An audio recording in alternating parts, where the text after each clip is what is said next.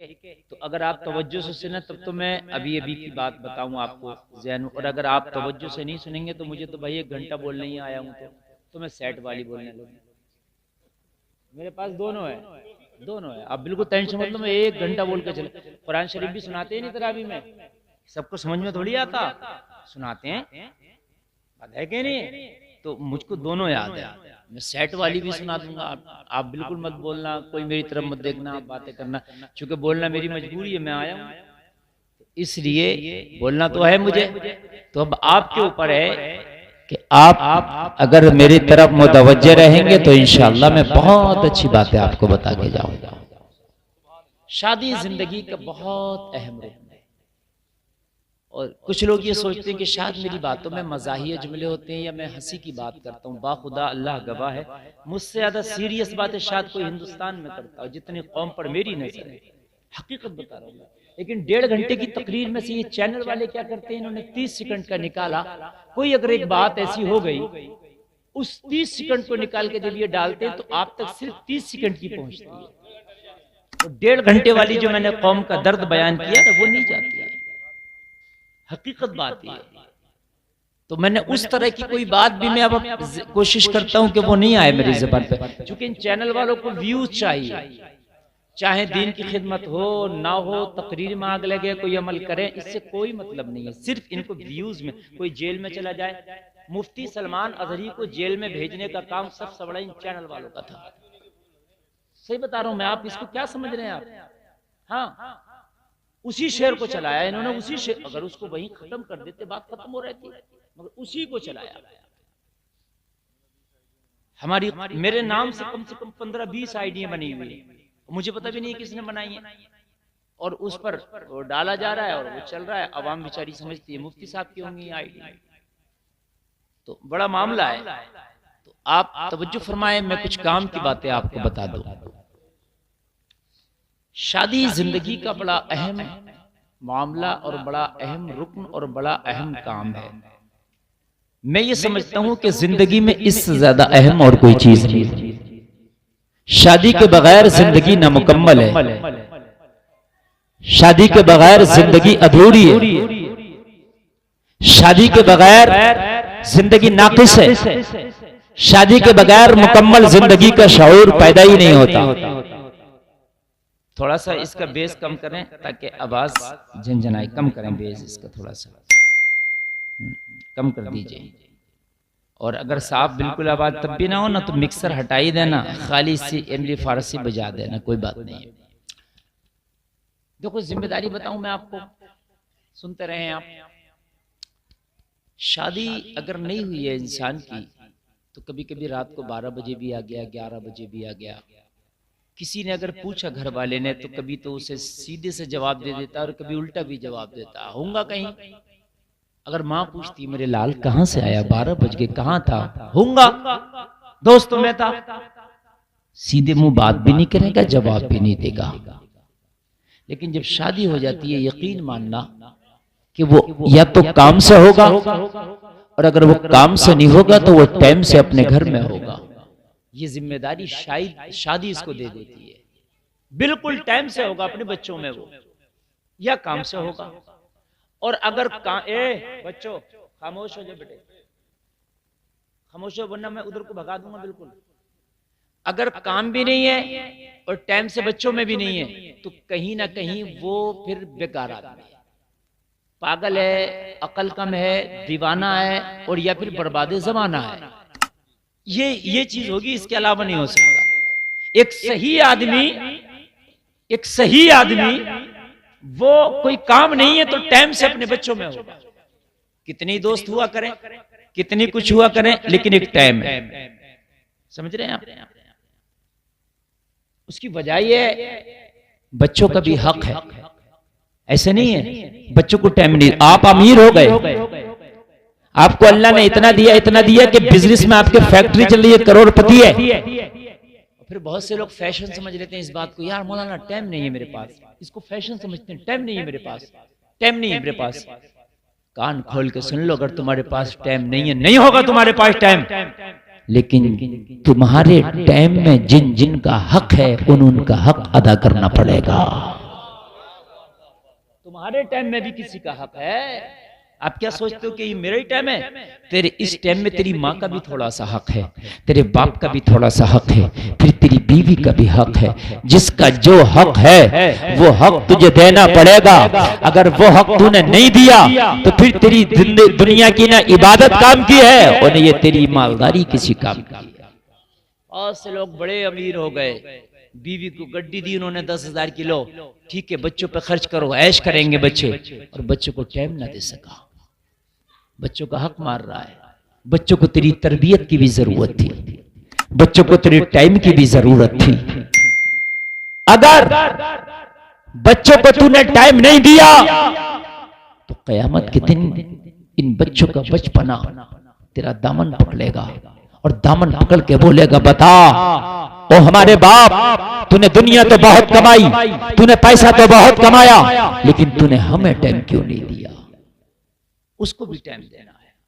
Fashion समझते हैं बहुत से लोग, कहते हैं मौलाना टाइम ही नहीं है मुझे। तो अपने ना टाइम में से भी टाइम निकाले, अपने ना टाइम में से भी। अल्लाह के रसूल से ज्यादा बिजी कोई नहीं होगा। सुभान अल्लाह बोलो यार। पूरी कायनात का बार है मेरे नबी के कांधों पर। तुम्हें तो खाली अपनी फैक्ट्री, अपनी जॉब, अपनी दुकान, अपना कारोबार देखना, अपनी सियासत देखना, अपनी खेती देखना है। मेरे नबी को ना अपनी खेती, ना अपना कारोबार, ना अपना कोई मामला, पूरी कायनात के मामला देखना है। और आला हज़रत फरमाते हैं, जिसको बारे दो आलम की परवाह नहीं, उसके बावजूद भी मेरा नबी बिजी नहीं दिखेगा। अगर पागल भी आया तो मेरे नबी ने टाइम दिया। समझ रहे हैं आप? क्या जुमले? अगर 4 आदमी का थोड़ा सा शोहरत बढ़ गई तो अच्छे से मुसाफा नहीं करता। अच्छा, कुछ लोग हमें हल्के में ले लेते हैं। हमारे अंदर एक चीज ये है कि हम अल्हम्दुलिल्लाह, मैं ये अपनी तारीफ नहीं कर रहा, मैं कभी भी तकब्बुर को अपने करीब नहीं आने देता हूं। अगर बहुत सादा आदमी भी मिलेगा टाइम बराबर दूंगा उसे, बात ऐसी करूंगा। समझ रहे हैं आप? तो कुछ लोग उसको हल्के में ले लेते हैं और कुछ लोगों के अंदर क्या है, वो अनानियत।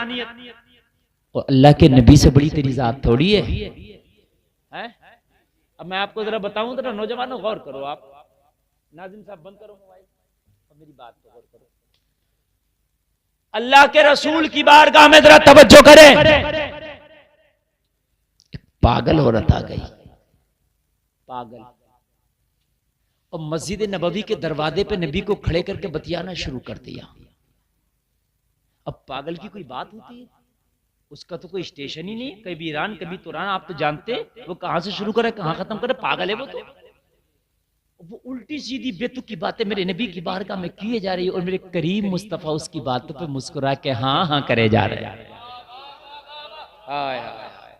मेरे करीम मुस्तफा उसकी बेतुकी बातों पे मुस्कुरा के हाँ हाँ करे जा रहे हैं। और वो बात पे बात किए जा रही है, बात खत्म ही नहीं होती। तेज की गर्मी है, शिद्दत की धूप है। मेरे नबी की दाढ़ी से पसीना टपकने लगा, मेरे नबी के कपड़े पसीने में भीग गए। इतने में अदालत के शहसवार, अदालत का बादशाह उमर इब्ने खत्ताब आए। देखा करीम मुस्तफा की दाढ़ी से पसीना टपक रहा है, देखा नबी के पाए मुबारक तक पसीना आ गया, देखा मुस्तफा के काली कमली मेरे नबी की पसीने में भीग गई, मेरे नबी का जुब्बे मुबारक पसीने में भीग गया। अदालत का शहसवार से रहा न गया, अर्ज करने लगे, या रसूल अल्लाह, ये पागल औरत है, आका इसे कोई मुंह नहीं लगाता। या रसूल अल्लाह, मदीने में इसकी बात कोई सुनने तैयार नहीं है, आका कहां इसकी बातों में लगे हैं। या रसूल अल्लाह, इसकी बात कभी खत्म नहीं होगी, मेरे आका हटाएं इसे और चले मस्जिद नबवी के अंदर। मेरे करीम मुस्तफा ने फरमाया, उमर खामोश हो जा, जिसकी कोई नहीं सुनता उसकी आमीना की लाल सुनता है। जिसकी कोई नहीं सुनता।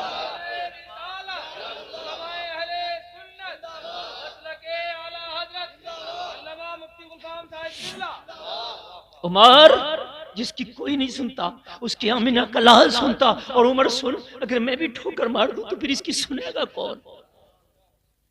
कौन सुनेगा? मैं जानता हूं पागल है, लेकिन इसकी भी मोहम्मद सुनेगा।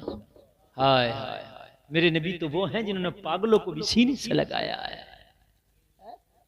हम कहते हैं टाइम नहीं है, हमें टाइम नहीं है। मस्जिद में अगर 5 मिनट इमाम ने जुमे के दिन ज्यादा लगा दिया, लोग चेमे गोइयां करते हैं, मौलाना पता नहीं है टाइम नहीं है। तेरे कितना टाइम कीमती है मुझे बता तो दे यार। तू 4 सिक्कों को अमीरी समझता है? थोड़ा सा बिजनेस अल्लाह ने क्या अच्छा कर दिया अमीरी समझता है? तुझे दीन सीखने का टाइम नहीं, तुझे नमाज का टाइम नहीं, आलिम की बात सुनने का टाइम नहीं। तो तेरी औकात क्या? जिस दिन इजराइल फरिश्ता आ गया ना, खुदा की कसम देखेगा तेरी औकात नहीं, उससे कह दे कि मुझे टाइम नहीं। तू कह नहीं सकता कि मुझे टाइम नहीं, सबसे कह देता मुझे टाइम नहीं, मुझे टाइम नहीं, मुझे टाइम नहीं। और मेरे प्यारे मुझे बता तुझे टाइम आएगा कब? अलग से नहीं आएगा, इसी जिंदगी में से तुम्हें टाइम निकालना पड़ेगा। आदमी क्या सोचता है एक बार सेट हो जाऊं फिर ऐश करूंगा, टहलूंगा, घूमूंगा, बच्चों को टाइम दूंगा, वहां जाऊंगा। वो टाइम ही ऐसे नहीं आता कभी।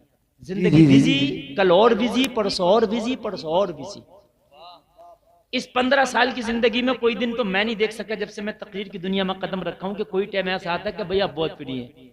इसी बिजी जिंदगी में से अपनों के लिए तुम्हें टाइम निकालना पड़ेगा। इसी बिजी जिंदगी में से कुछ खुशी के पल निकालना पड़ेंगे। आप ये चाहोगे कि खुशी कुछ अलग से आएगी कहीं से? ना। 39 दिन जब गमों की बारिश की तो एक दिन खुशी की बारिश की, तब उस से खमीर बनाया और उससे इंसान को पैदा किया। तेरी जिंदगी में गम ही गम ज्यादा रहेगा। अगर खुशी ज्यादा आ जाए तो इंसान फिरौन बन बैठे।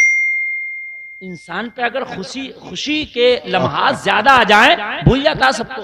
शादी में देखो कैसे भांगड़े करते, ये तो अल्लाह का करम है, साहिब खानन है। ये महफिल सजाइए, कैसे नाच होने, कैसे गाने होने, बहनें नाच रही हैं, दूल्हे की फुप्पियां नाच रही हैं और अम्मा तक चचिया तक नाच रही हैं। मेरे भाइयों खुशी का मौका आया, भूल गया अल्लाह को, उसके रसूल को।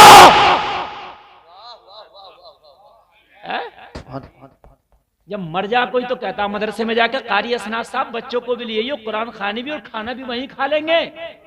और जालिम शादी में नहीं पूछता कि कारी असनाद मेरे घर मंगनी चल रही है, 15 तरह के ड्राई फ्रूट आए हुए हैं, उसमें मेरे VIP आ रहे हैं, उसमें